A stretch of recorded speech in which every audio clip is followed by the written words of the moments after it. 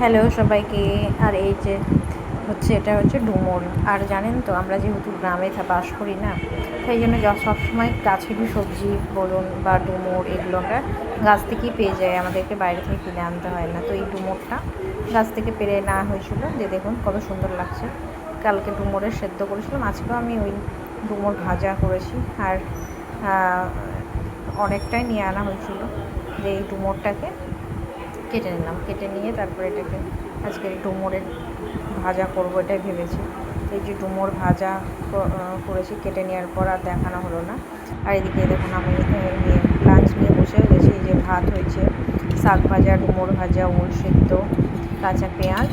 আর এই যে আমার এরকম করে না ডিমের ঝোল খেলে খুব ভালো লাগে। আর মনে হয় যে এটা খেলে আমি তৃপ্তি, মানে পুরো অসাধারণ লাগে এরকমভাবে ডিমের ঝোল খেতে। আর অল্প একটু মুসুর ডালের বড়ি ছিল, আর একটু ওটা তেঁতুল দিয়ে টক করেছি। একটু টক না হলে না খেতে ভালোও লাগে না। যাই হোক, এই দেখুন আমার আজকে দুপুরে আমি এরকমই রান্না করেছি।